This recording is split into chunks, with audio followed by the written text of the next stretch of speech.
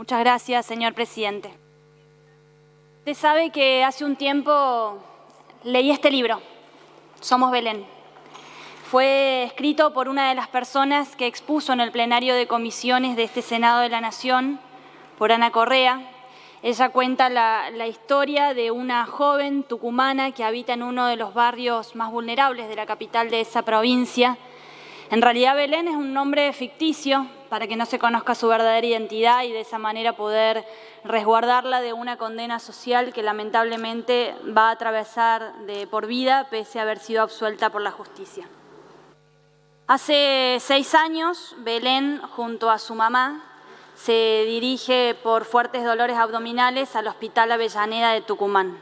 Al principio pensaban que era peritonitis, luego necesita ir al baño, ve un pequeño sangrado que al cabo de un corto tiempo se transforma en una hemorragia. El médico que la atendió le dijo de muy mala manera que en realidad era un aborto espontáneo.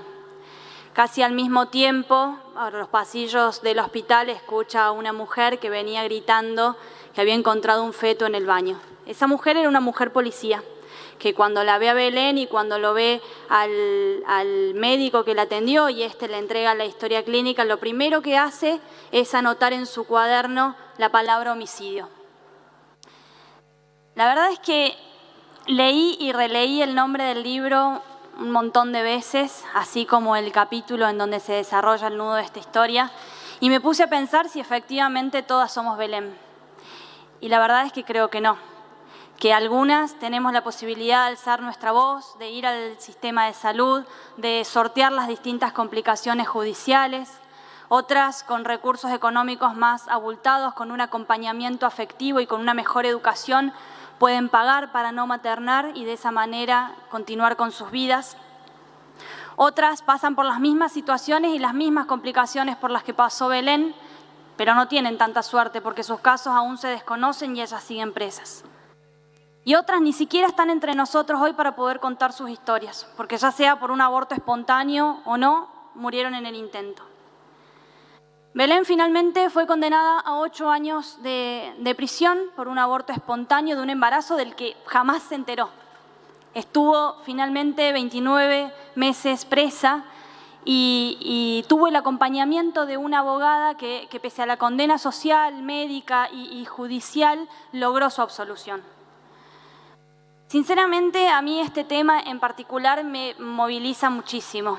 No puedo entender cómo aún hoy, como en pleno siglo XXI, las mujeres tenemos que ceder nuestra autonomía, tenemos que ceder nuestra libertad a una sociedad que nos impone un estilo de vida. ¿Por qué tenemos que poner en boca de todos? ¿Por qué tenemos que andar ventilando nuestras decisiones más íntimas? Siempre pienso que hace un siglo, hace algunas décadas, hace un siglo, las mujeres no podíamos ejercer libremente nuestra profesión, no teníamos la posibilidad de administrar nuestros propios bienes, necesitábamos sí o sí de un hombre que administrara nuestra economía y con eso nuestras vidas. Estábamos relegadas casi única y exclusivamente a las tareas domésticas y de cuidado, y la verdad es que nos teníamos que quedar en nuestras casas y el hombre en realidad nos proveía de todo. Pero bueno, por suerte, de alguna manera el mundo ha cambiado, los tiempos han cambiado, por suerte hoy existen organizaciones de mujeres a las que también se les han sumado las diversidades, que nos piden que alcemos nuestra voz para que se garantice la igualdad real de trato y oportunidades, que es también un derecho que tenemos las mujeres como personas. Y gracias a todas estas mujeres es que hoy estamos sentados en estas bancas, que estamos debatiendo este proyecto de interrupción voluntaria del embarazo, que tiene que ver con la autonomía que tenemos las mujeres, con la posibilidad de elegir libremente y de planificar nuestras vidas sin que nos digan cómo ni cuándo. Hace 2 años, cuando se discutió esta ley por primera vez en este Congreso, ustedes saben que yo no pude estar presente. Justo en ese momento me encontraba a muy pocos días de tener a mi primera hija, una hija que deseamos, que buscamos, que elegimos tener. Realmente para mí todo ese proceso de debate, de embarazo y de distintas presiones hicieron que esos días para mí fueran sumamente difíciles. Recibí miles de mensajes con los insultos más agraviantes que se les ocurran a través de las redes sociales, también en mi teléfono personal. e incluso el pedido de que abortara a mi propia hija. Y realmente para mí eso fue muy difícil en el sentido de que tuve que estar los últimos meses de embarazo sin poder disfrutarlos, sufriendo complicaciones porque en realidad tuve que permanecer en reposo absoluto por complicaciones de parto prematuro. Hoy esos mensajes, y la verdad es que imprimí solo algunos, siguen llegando, son un montón. Esto solo de Twitter. Y creo que esto no nos hace nada bien como sociedad, esto no construye para nada. Pero la verdad también pienso en que el debate del 2018 fue sumamente necesario.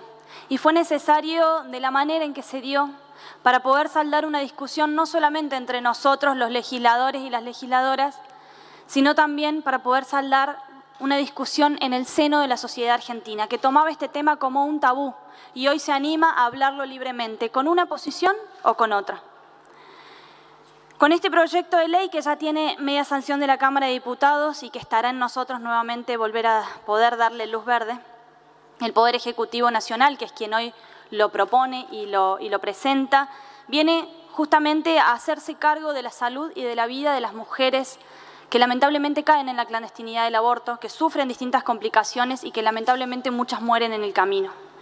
Esta iniciativa, junto al Plan de los 1000 días, que también estamos debatiendo y que se conforman de manera complementaria, buscan garantizar que cualquiera pueda decidir libremente y que el Estado va a estar ahí para acompañarlos, ya sea interrumpiendo sus embarazos o bien decidiendo la continuidad de los mismos.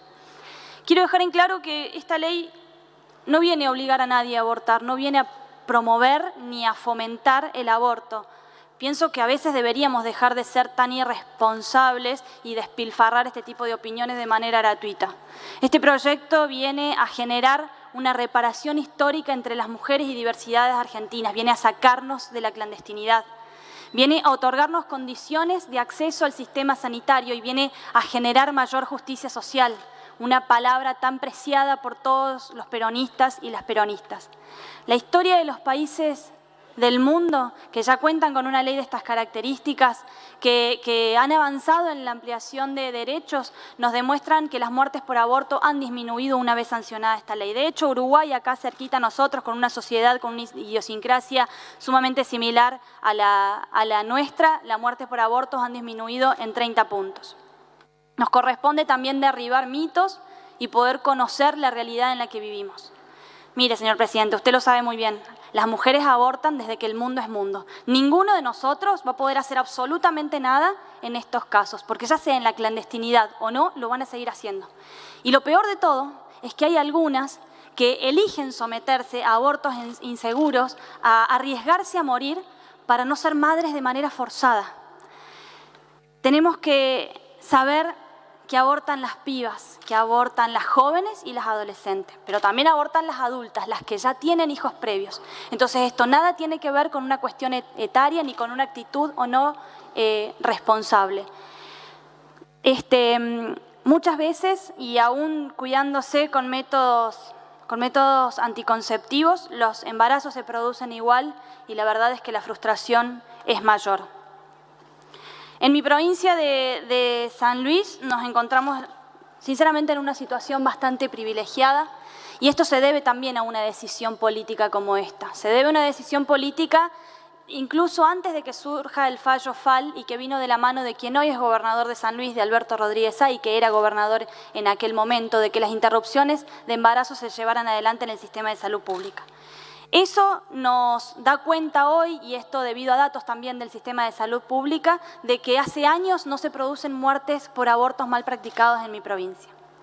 Pienso que tenemos la obligación de cuidar la capacidad reproductiva de las mujeres de nuestro país, que a lo mejor si la decisión de maternar no es hoy, que sí puede ser más adelante. Creo que solamente nosotras sabemos cuándo es el momento adecuado.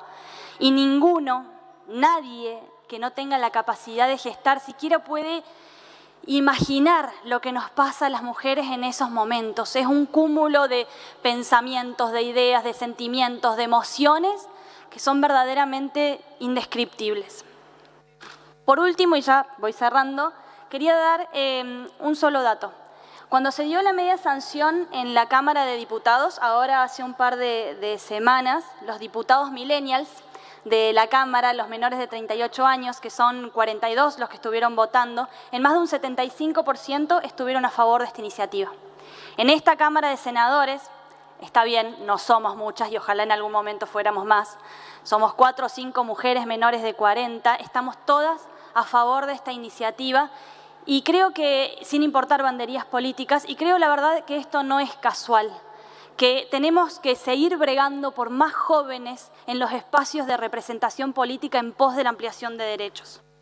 Por todo esto, señor presidente, porque tengo la responsabilidad, porque es mi obligación, pero por sobre todas las cosas porque es mi decisión acompañar a las personas de mi provincia, las puntanas y puntanos que están a favor de esta iniciativa, porque la verdad es que ya no quiero más vidas de mujeres descartadas en la clandestinidad, porque sinceramente pienso que el momento es hoy y que no sucedió nada en 2 años que permita al menos salvar una vida, porque además, como dijo nuestro compañero Pino Solanas, allá sentado en una banca en el 2018, yo no quiero una juventud con pánico, que le tema al mundo que viene ni a los mayores.